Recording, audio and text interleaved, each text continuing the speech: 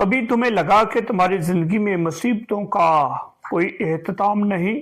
تم دعا کرتے ہو مگر جواب نہیں ملتا۔ تم سمجھتے ہو کہ شاید خدا خاموش ہے، لیکن یاد رکھو جب خدا خاموش لگتا ہے تب وہ تمہارے لیے کام کر رہا ہوتا ہے۔ مسیح یسوع میں آپ سب کی سلامتی ہو۔ آج ہم کلام خدا میں سے بڑی اہم جو بات سیکھنے والے ہیں وہ خروج کی کتاب میں سے ہے کہ خدا اپنے لوگوں کو چھڑاتا ہے۔ کتاب خروج سے ایک زبردست کہانی کو دیکھیں گے۔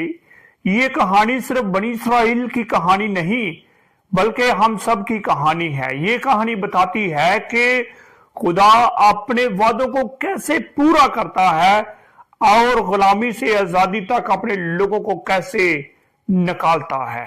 تو اس پیغام کو ضرور سنیے اور ویڈیو کو پورا واچ کیجئے، کہیں نہیں جائیے گا۔ نقطہ نمبر جو اول ہے، خدا کے لوگوں کی فریاد۔ خروج کی کتاب ہمیں دکھاتی ہے کہ بنی اسرائیل مصر میں غلام بن چکے تھے۔ ایک نیا بادشاہ آیا جو یوسف کو نہیں جانتا تھا، اس لیے خدا کے لوگوں کو سخت مصیبت اور ظلم میں ڈال دیا۔ لیکن خدا کا کلام کہتا ہے خدا نے ان کی فریاد سنی اور اپنے عہد کو یاد کیا جو اس نے ابراہیم، اسحاق اور یعقوب سے باندھا تھا۔ ہلیلویا! انسان بھول جاتا ہے مگر خدا نہیں بھولتا۔ تمہارے آنسو، تمہاری دعائیں سب خدا کے پاس محفوظ ہیں، وہ صحیح وقت پر جواب دیتا ہے۔ یہاں پر ہم دیکھتے ہیں کہ جب یوسف وہاں پر مصر میں حکمران تھا تو بھی ایک بادشاہ ایسا آیا جو اس کو نہیں جانتا تھا۔ اس نے ان پر دباؤ ڈالا، ظلم و ستم شروع کر دیے اور ان کو غلام بنا دیا۔ تو دوسرا نقطہ ہے خدا کا منصوبہ ایک بچے کے ذریعے۔ جب ہم دیکھتے ہیں اسی غلامی کے دور میں خدا نے ایک معجزہ کیا۔ وہ غلام تھے تو بھی خدا نے ایک معجزہ ان کے درمیان کیا، ایک بچے کو پیدا کیا جس کا نام تھا موسیٰ۔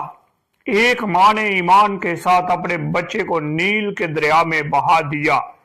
وہ کچھ عرصہ تو اسے سنبھالے رکھی، لیکن اس وقت بنی اسرائیل کی تعداد جو تھی وہ دن بدن بڑھ رہی تھی اور فرعون نے دھائیوں کو حکم کیا تھا کہ جو بھی بچہ ہو اسے قتل کر دو، بیٹیوں کو زندہ رہنے دو۔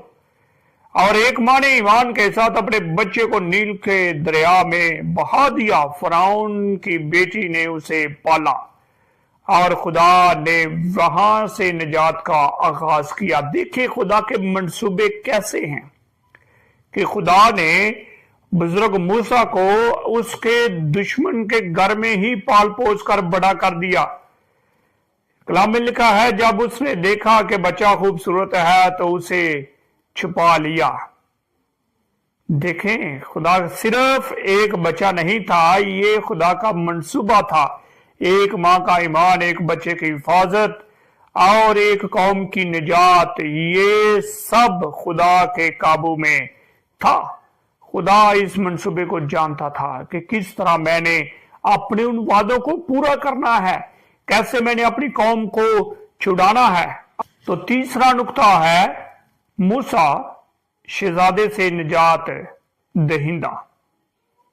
میں نے دیکھے وہ شہزادہ تھا، بعد میں وہ نجات دہندہ بنا، لوگوں کو بچانے والا ٹھہرا۔ ہم دیکھتے ہیں کہ موسیٰ فرعون کے محل میں تو پلا بڑھا، اس کے پاس سب کچھ تھا، دولت، عزت، طاقت، لیکن دل میں خدا کے لوگوں کا درد تھا۔ سارا کچھ بھی تھا، ساتھ لوگوں کے لیے، خدا کے لوگوں کے لیے جو غلامی میں تھے ان کے لیے درد بھی تھا۔ ایک دن اس نے اپنی طاقت پر بھروسہ کیا اور ایک مصری کو مار دیا۔ نتیجہ وہ سب کچھ کھو بیٹھا، مگر خدا نے اسے بیابان میں لے جا کر نیا مقصد دیا۔ وہاں اسے سکھایا کہ نجات اپنی قوت سے نہیں بلکہ خدا کے وقت اور طاقت سے آتی ہے۔ ہاللیلویا! وہ مصری کو قتل کرنا وہ ایک بہانہ تھا۔ خدا نے اسے وہاں سے نکالا اور بیابان میں لے گیا اور اسے وہاں پر ٹرینڈ کیا۔ خدا نے اس شہزادے کو چرواہا بنایا، وہ بھیڑ بکریاں چارتا رہا، ताकि वो एक दिन अपने लोगों का रहनुमा बन सके। खुदा ने उसे वो ट्रेनिंग दी ताकि वो एक दिन एक अच्छा लीडर बन सके। चौथे पर जो नुक्ता है खुदा की वफादारी। जब मूसा ने समझा कि ये सब खत्म हो गया, तब खुदा ने उसे जलती हुई झाड़ी में से पुकारा। खुदा ने कहा, मैंने अपने लोगों की मुसीबत देखी है, अब तू जा, मैं तुझे भेजता हूं ताकि तू मेरे लोगों को मिस्र से निकाले। आमीन। खुदा ने उसे, जब वो चरवाहा था, जब वो भेड़ बकरियां चरा रहा था, तो खुदा ने झाड़ी में से उसे पुकारा, जलती हुई झाड़ी में से आवाज दी कि मूसा, मैंने अपने लोगों की मुसीबत देखी है, उनकी मुसीबत मेरे हजूर पहुंची है, उनकी दुआ मेरे हजूर आई है, तो जाकर मेरे लोगों को उनके दुख से, गम से, गुलामी से छुड़ा। खुदा ने अपने वादे को पूरा किया, अब्राहम से जो किया था। खुदा हमेशा वफादार है और वो आज भी तुम्हारी जिंदगी में काम कर रहा है। हालेलुया। मेरा ये मानना है कि खुदा आज भी हम सबों की जिंदगी में काम कर रहा है, बशर्त के हम पूरे ईमान के साथ खुदा के साथ चले। अब हम खुदा के हजूर अपनी आंखों को बंद करेंगे और इस कलाम के लिए, खूबसूरत कलाम के लिए दुआ करेंगे। दुआ करते हैं। ऐ कादिर मुतलक खुदा, हम आपका शुक्र अदा करते हैं कि तूने हमारी फरियाद सुनता है। हमें ईमान में मजबूत बना और हमें सिखा कि हम तो सिर्फ तेरी ही राहों पर चलें। हमारे घरों और खानदानों को बरकत दे और हमारी गुलामी को आजादी में बदल दे, यीशु के नाम में, आमीन। अगर तुम ईमान रखते हो कि खुदा तुम्हारी फरियाद सुनता है, कमेंट में लिखो, खुदा मेरी पुकार सुनता है, और इस पैगाम को दूसरों तक पहुंचाओ ताकि उनके दिलों में भी उम्मीद पैदा हो। मिलते हैं एक नए पैगाम के साथ, तब तक के लिए खुदावंद हम सबों पर अपने फजल को जारी और सारी रखे। आमीन।